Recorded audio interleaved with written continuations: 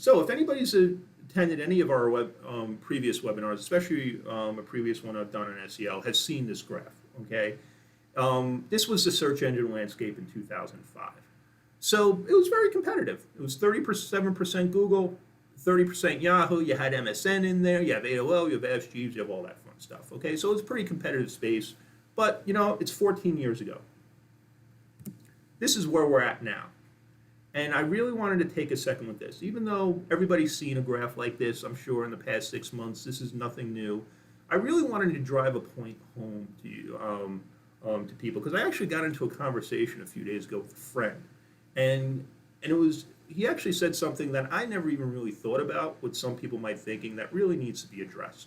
Look, the reality is, all this green, that's Google, okay? Google is 95% of all searches that are done. The very, very next competitor to that's a non-Google property is 1.6% of all searches that are done every day. That's nothing compared to Google. Google, like I said, is about 95%. YouTube is, Google web search is 68%, images is 21%, YouTube is 30%, Google Maps is even up there to services like DuckDuckGo, Pinterest, Ask, AOL. So it's all about Google. And we were talking, we got into a conversation, there's something that I realized. He was really thinking that at some point, people are going to get so sick of Google that there's going to be this big shift in usage from Google to some other new platform, whether it be DuckDuckGo or whatever that platform may be. Now, the challenge is with this thought, in my opinion, is that he's looking at it from a business owner, as a website owner, as an online marketer. He's not looking at it from a user's perspective. Guess what? The user, the prospect, the client, the customer, whoever, the person you're looking to get to your site, could care less if it's a search result that is paid for, or a search result that is organic, or if it's a search result they never have to leave the Google search page for. All they care about is if they put in a search and they get what they're looking for.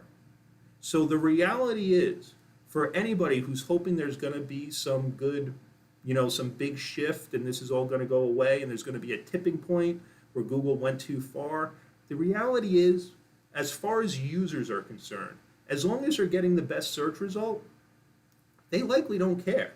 They don't pay for those ads. What do they care? As long as they're getting what they're looking for. So if anybody is really pinning their hopes on some major shift in usage that happens organically, I highly doubt it. I wouldn't be pinning my online marketing hopes on that.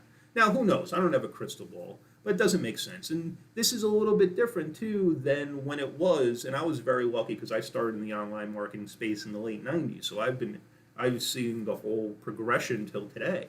Is the fact of the matter is, this is now a very mature market. It's a very mature company, okay? It's not as Wild Westy as it once was. If that's totally not a word, but I'm going to use it. And the reality is, this is very established, and Google is giving people the search results they want. People are using Google. They're using it more. Their market share is actually growing. Their searches that are happening every day are going up. So that's not going to happen. So here's some other fun realities for you, if that wasn't depressing enough. There's over 5 billion searches that are done every day on Google. Almost 72,000 searches per second on Google. And an average person conducts 3 to 4 searches every single day. Now, why am I putting these stats up? I think it's really important to put things in perspective, okay?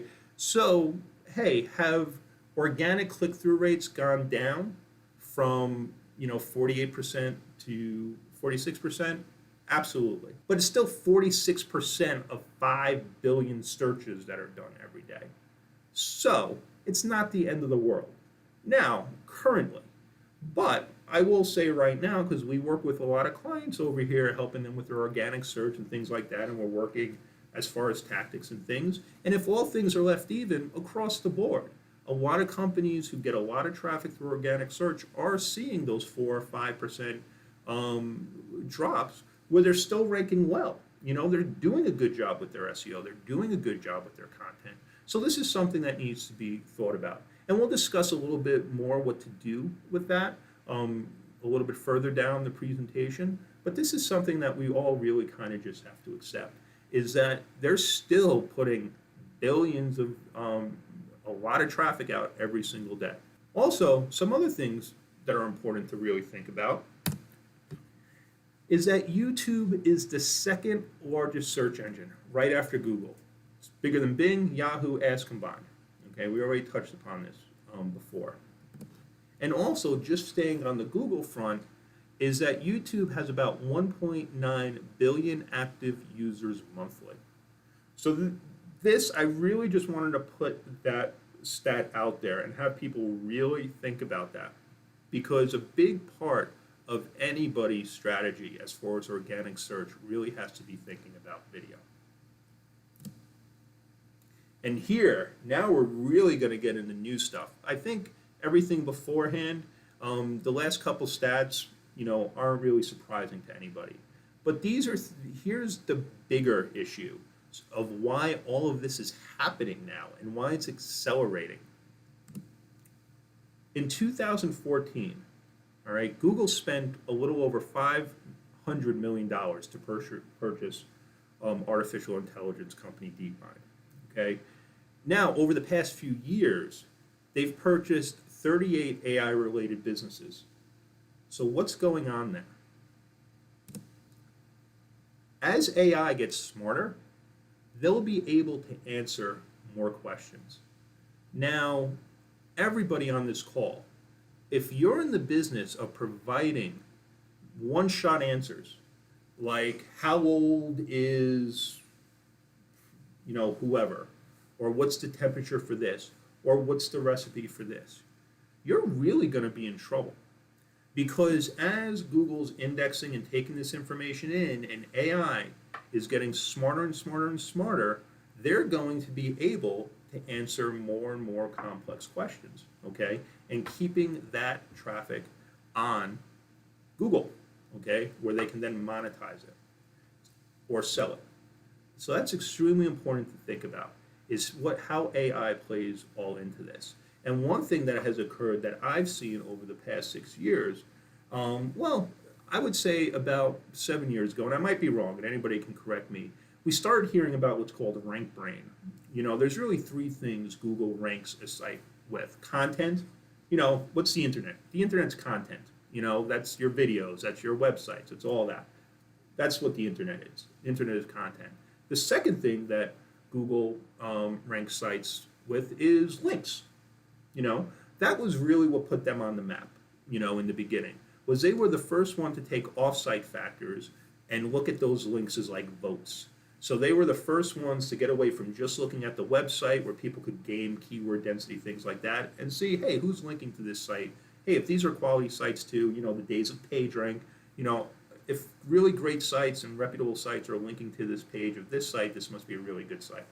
Okay, but always in the background was rank brain. And we did a video, I mentioned our YouTube channel a little while ago, and it was part of our another webinar that we did, is rank brain has always been kind of in the background. And what that was is artificial intelligence. So, in the early days, people would review sites at Google. Well, of course, that can't happen anymore. Even though they have 90,000 employees, nobody could possibly do that. They started using artificial intelligence to judge the quality, the navigation, the experience, the relevancy on the site. And rank brain is becoming more and more and more and more and more involved with rankings, okay? So bringing it full circle to my point, as AI develops, we really need to be thinking about the type of answers that the type of content that you're creating. Because if you're just giving one-shot answers that can be easily answered, hey, what's so-and-so's age? 71. What's the weather like outside? Sunny, 82 degrees. You're really going to find yourself in trouble. Now, why is this all happening? And especially, why has it accelerated so much really these past couple of years? And I'll tell you why. That's why. Voice search. Now, for many of us, voice search is really just starting the past couple of years coming into our lives. But Google, with things they were doing back in 2011, it was very clear they were already thinking about voice search back then, 8 years ago. And that's really what's going on, is that by Google keeping more information and keeping it in the SERPs, they're answering those questions without having to drive that to a website.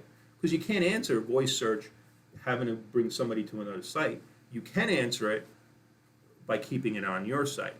So they've really moved, and I'll just read a little bit of this quote. I know you're not supposed to read your PowerPoints, but the move toward one-shot answers has been just as slow enough to obscure its own most important consequence.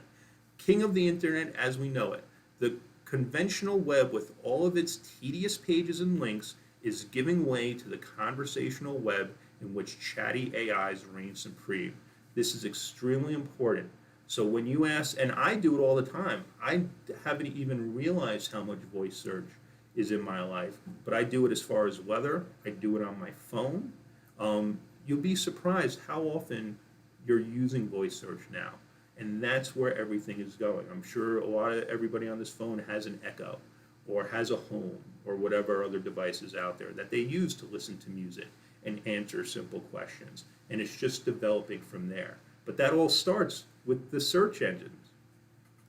And this was an interesting article that I read on Social Media Examiner where he really had the epiphany, the writer, is that Google, when it started, Google really wanted to, and this was their goal in the late 90s, early 2000s, and till fairly recently, they would even say it publicly, is get as much relevant information in front of you, to get you where you want it to be on the web. That's actually been in the past, one of their ways that they're talking, hey, we're not a monopoly.